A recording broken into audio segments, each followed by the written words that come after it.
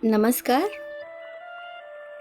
आज कथा सखी में सुनिए दीप्ति मित्तल जी की लिखी कहानी अ प्राइजलेस गिफ्ट। मॉम, आज मेरा लंच नहीं बनेगा। एक दोस्त की बर्थडे पार्टी है। बाथरूम से नहाकर निकले 19 साल के रजत ने रसोई में काम कर रही सुमन को सूचना दी। थोड़ा पहले नहीं बता सकता था, अभी दाल चावल भिगोए हैं। सुमन ने गुस्से में उसकी कमर पर धौल जमा दी।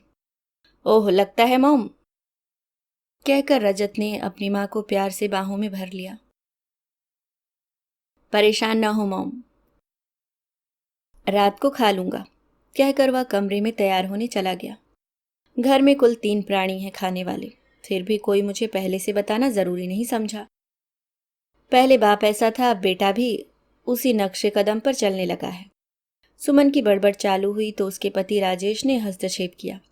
अरे भाई, नाहक बड़बड़ा रही हूँ। आज मैं डबल खाऊंगा, बेटे के हिस्से का भी। बहुत भूख लग रही है, तुम्हारा बनाया खाना बचेगा नहीं। थैंक यू पापा फॉर सेविंग माई लाइफ। बाहर चल रही कहासुनी पर कान लगाए रजत ने कमरे के भीतर से ही पापा की तरफ एक किस उछाला। रजत अंदर तैयार हो रहा था। तैयार होने का अंदाज बता रहा था कि उसके लिए ये पार्टी कोई आम बर्थडे पार्टी नहीं, बल्कि कुछ खास थी। बेड कपड़ों से भर गया था, मगर अभी तक क्या पहनूं का प्रश्न हल नहीं हुआ था। You look cool in red. Rajat के मस्तिष्क में अवनी का दिया एक कॉम्प्लीमेंट कौन था। उसके चेहरे पर मुस्कान तैर गई। उसने मुझे रेड में नोटिस किया था। हाथ रेड शर्ट की ओर बढ़ गए। हाथ में फेडेड जींस, कैजुअल शू पहने और पूरा तैयार होकर खुद को शीशे में देख एक deadly look the. Oh really, I look cool in red. Gift क्या लूं, क्या पहनूं के बाद एक और ज्वलंत प्रश्न सामने आ खड़ा हुआ। क्या गिफ्ट पसंद आता है लड़कियों को? पता नहीं यार, कितने ऑप्शंस होते हैं उनके लिए, मगर फिर भी सिलेक्शन कितना टफ है। कुछ अच्छा लेना पड़ेगा, यूनिक सा, जो मेरा इंप्रेशन जमा दे। First impression is the last impression, Rajat खुद से ही बतिया रहा था। नई नई दोस्ती हुई थी अवनी से। चंद दिनों में ही वो रजत को कुछ स्पेशल लगने लगी थी। पहली बार रजत खुद को किसी के लिए सीरियस महसूस कर रहा था। एक खूबसूरत रिलेशनशिप की संभावनाएं खुल रही थी उसके जीवन में। अतः वह एक एक कदम फूंक फूंक कर रखना चाह रहा था। परिधान हो या गिफ्ट, इंप्रेशन में कहीं किसी कमी की गुंजाइश नहीं छोड़ना चाहता था। सुमन, मेरी वो कैसेट कहाँ है? किसने मेरी दराज को हाथ लगाया? गुस्से से भरे राजेश के स्वर ने रोमानी ख्यालों में उड़ रहे रजत को जमीन पर लापटका।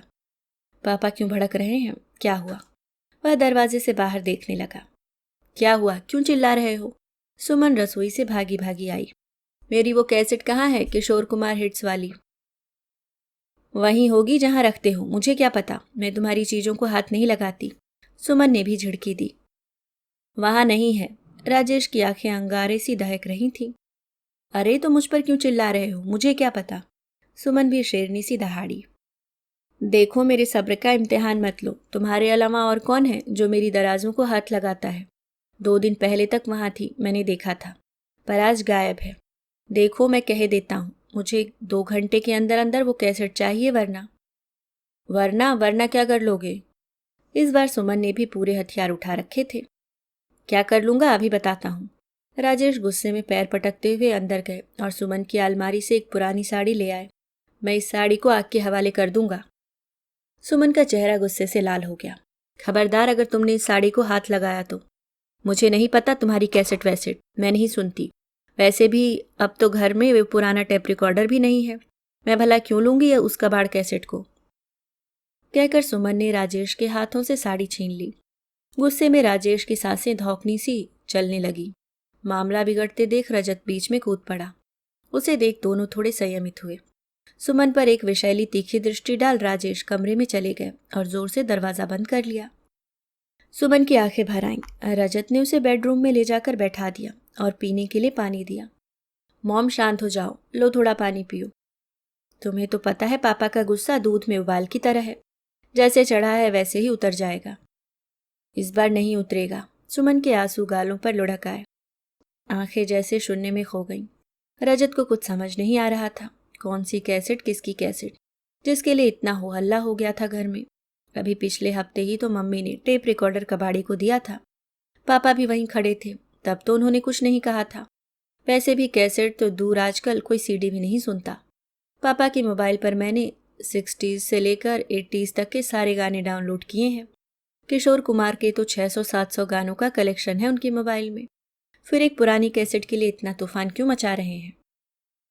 डोंट वरी मॉम, वो कैसेट है, कोई मोबाइल या ज्वेलरी नहीं जो उसे कोई चुरा ले जाएगा। घर में ही कहीं होगी, आप ढूंढ देना, मिल जाएगी, रजत ने दिलासा दी। घर में नहीं है, सुमन ने भारी आवाज में कहा तो रजत की नजरें उस पर ठहर गईं। वो कैसेट घर में नहीं है, मैंने आज उसे भी कबाड़ी को दे दिया था, सुमन ने दोहराया। Oh, then there is a big problem. जो कुछ हुआ और हो रहा था, रजत के पल्ले कुछ नहीं पड़ रहा था। वो हैरान था। Mom, I am not getting anything. ये कैसेट का क्या चक्कर है? पापा उसके लिए क्यों इतना बेफर रहे हैं? और आपने भी उसे कबाड़ी को दे दिया, कुछ और नहीं मिला था देने के लिए? आखिर बात क्या है? बात है बेटा, और बहुत बड़ी बात है, मगर तुम नहीं समझोगे। रजत को लगा जैसे उसकी माँ उसके इंटेलेक्ट पर शक कर रही हैं।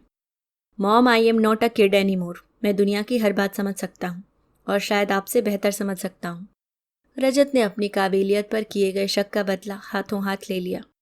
सुमन ने उसकी तरफ प्यार और पीड़ा भरी नजरों से देखा, फिर उसके सिर पर प्यार से हाथ फेरते हुए बोली, इस कैसेट की उनके जीवन में जो जगह है, जो शायद मेरी भी नहीं। जब से शादी करके इस घर में आई हूँ, उसे हमेशा तेरे पापा की ड्रॉर में रखा पाया है। सुबह शाम उसका दर्शन ऐसे करते हैं जैसे कोई भक्त भगवान का। उसे देखकर ऐसे संतोष पाते हैं जैसे कोई अपने अनमोल खजाने को बार बार देखकर पाता है। पहले जब टेप रिकॉर्डर पर ऐसी कैसेटों में गाने सुने जाते थे, तब मैंने एक बार उसे सुनकर कहीं और रख दी थी। तब भी ऐसा ही बखेड़ा खड़ा किया था उन्होंने। मुझे समझ नहीं आया था क्यों। फिर एक बार मुझे उनके एक पुराने दोस्त से बात करने का मौका मिला। मैंने इस बात का जिक्र छेड़ा तो बात पता चली। तेरे पापा के कॉलेज में कोई लड़की थी जिसे वो पसंद करते थे। उसी ने इनके जन्मदिन पर यह कैसेट उपहार में दी थी। ओह, यू मीन टू से पापा का अफेयर? रजत ने अनुमान लगाया। नहीं, अफेयर नहीं था, बस ये उसे मन ही मन पसंद करते थे। उसने एक दोस्त के नाते वह कैसेट इन्हें गिफ्ट की थी। बस तब से उस कैसेट को जान से लगाए बैठे हुए हैं। इतने सालों के बाद भी? रजत को घोर आश्चर्य हुआ। हाँ, इतने सालों के बाद भी। सुमन ने एक गहरी सांस भरी। तो मॉम, जब आपको उस कैसेट की वैल्यू मालूम थी, तो फिर आपने उसे क्यों दे दी? मैं क्या करती? जब से मुझे उसके पीछे की हिस्ट्री मालूम हुई, मुझे वह कैसेट अपनी सौत लगने लगी थी। इन्होंने कभी मेरे किसी उपहार को ऐसे नहीं रखा जैसे उसे सहेज कर रखते थे। ये जब जब उसे देखते मुझे बहुत जलन होती थी। जब इन्होंने टेप रिकॉर्डर को निकालने पर कुछ नहीं कहा, तो मैंने सोचा चुपके से इस कैसेट से भी निजात पा लूं। आज वह कबाड़ी खुद आया था, कह रहा था, मैडम, उस टेप रिकॉर्डर पर बजाने के लिए कोई कैसेट भी हो तो दे देना। तो मैंने उठा के दे दी।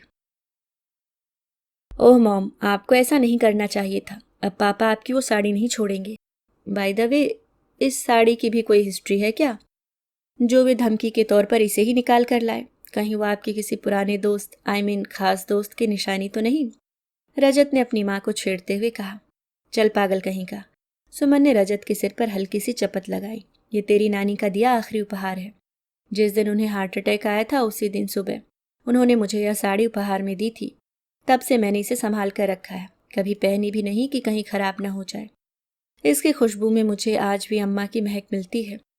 कहते हुए सुमन ने उस साड़ी को अपने सीने से ऐसे लगाया जैसे वह साड़ी नहीं, उसकी अम्मा ही हो। बट मॉम, अब ये महक तो आपसे छिन जाएगी। आपने काम ही ऐसा किया है। रजत के डराने पर सुमन वापस साड़ी से ऐसे चिपक गई जैसे एक बच्चा किसी अनजान डर से अपनी माँ के सीने से चिपक जाता है। अच्छा ये बताइए, वह कबाड़ी सोसाइटी कितने बजे आया था? रजत का दिमाग इस उलझन को सुलझाने की तरफ चलने लगा। यही कोई 11 बजे के आसपास। आपको उसका कुछ अता पता मालूम है? नहीं, पर शायद वॉचमैन को मालूम हो, वो अक्सर यहाँ आता है। सुमन की आंखों में भी झगड़े के खात्मे की उम्मीद जगी। ठीक है, मैं पता करता हूँ, तब तक आप पापा से मत उलझना। सुमन को हिदायत दे रजत तेजी से बाहर चला गया। करीब घंटे 1.5 घंटे बाद वह खोजबीन कर कबाड़ी से कैसेट वापस लाने में सफल रहा। इस सारी भागदौड़ में उसके कूल लुक वाले कपड़े मुझकर बर्बाद हो चुके थे। वे पसीने, धूल और कबाड़ के दुर्गंध से भरे हुए थे। रजत किसी विजयी सूरमा सी मुस्कान लिए सुमन के पास आया। लो मॉम, फाइनली हमारे घर की खोई शांति मिल गई। अब इसे संभाल कर रखना, वरना आपके हाथों से नानी की महक फिसल जाएगी।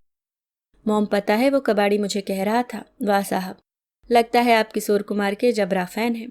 मगर टेप रिकॉर्डर तो आपकी माताजी ने बेच दिया। अब ये कैसेट किस पर बजाओगे? हंसते हुए रजत सुमन को कैसेट पकड़ाने लगा। तू ही रख दे इस मरदूद कैसेट को, मैं इसे हाथ नहीं लगाने वाली, सुमन चिढ़कर बोली। रजत ने चुपके से वह कैसेट पापा के स्टडी टेबल की ड्रॉर में डाल दी और फिर उनका कमरा खटखटाने लगा। पापा, एक किशोर कुमार की कैसेट आपके स्टडी टेबल की ड्रॉर में रखी है, कहीं आप उसे ही तो नहीं ढूंढ रहे? रजत की बात सुन राजेश कमरे से निकल ऐसे भागे जैसे किसी जन्मों के बिछड़े साथी के आने की खबर सुन ली हो। हाँ हाँ यही है, पर यहाँ कैसे पहुंची? मैंने तो पापा, आजकल आपको कुछ याद नहीं रहता। परसों मोबाइल चार्जर आपके ही कमरे में था और आप मेरे कमरे में खोज रहे थे। रजत चोर नजरों से राजेश को देख रहा था, मगर कैसेट मिलने की खुशी में वे इतने खो गए थे कि क्यों, कहाँ, कैसे कि पहेली हल करने के मूड में नहीं थे। सुमन भी अम्मा की दी साड़ी को बड़े प्यार से सहलाकर अलमारी में टांग रही थी। थका हारा रजत अपने कमरे में आया और शीशे पर उड़ती सी नजर डाली। वह उजड़ा चमन बन चुका था। कुछ देर सिर पर हाथ रख यूं ही बैठा रहा। पिछले 2 घंटों का घटनाक्रम उसकी आंखों के आगे बारंबार घूम रहा था। फिर उसकी नज़र घड़ी पर पड़ी। अरे बाप रे, आई एम गेटिंग लेट। क्या पहनूं और क्या गिफ्ट लूं के सवाल फिर सिर उठाए सामने खड़े थे। लेकिन अब वह किसी दूसरी दिशा में ही सोच रहा था। क्या वाकई कपड़ों की कीमत उनके रंग, स्टाइल या पैसों से तय होती है? और क्या गिफ्ट देने में उसकी यूनिकनेस या प्राइस मैटर करते हैं? नानी की दी गई एक साधारण सी साड़ी मॉम के लिए प्राइसलेस है।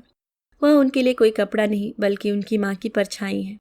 पापा भी कैसे एक पुरानी बेकार कैसेट को सीने से लगाए बैठे हैं, क्योंकि वे उस कैसेट में उसे देने वाली लड़की को महसूस करते हैं। अगर अवनी मुझे वाकई पसंद करती है तो मैं जो भी पहनूं उसे अच्छा लगूंगा। मैं जो भी गिफ्ट दूं उसके लिए वह अनमोल होगा। रजत अब शांत था। ओह गॉड, मेरे दिए गिफ्ट की अवनी की लाइफ में वही वैल्यू हो जो पापा के लिए उस कैसेट की और मॉम के लिए उस साड़ी की है। प्लीज़ गॉड, मेरी विश पूरी करना। अपने प्यार के लिए एक दुआ कर रजत ने कुछ देर आंखें बंद रखीं और फिर एक नई उमंग से वापस तैयार होने लगा। पापा के कमरे में बज रहे किशोरदा के गाने की धुन उस तक भी पहुंच रही थी। उसके साथ वह भी गुनगुनाने लगा। दीवाना लेके आया है नजराना प्यार का। अभी आप सुन रहे थे दीप्ति मित्तल जी की लिखी कहानी अ प्राइजलेस गिफ्ट। उम्मीद करती हूँ दोस्तों कहानी पसंद आई होगी। अगर आप चैनल पे नए हैं तो सब्सक्राइब करना ना भूलें। धन्यवाद।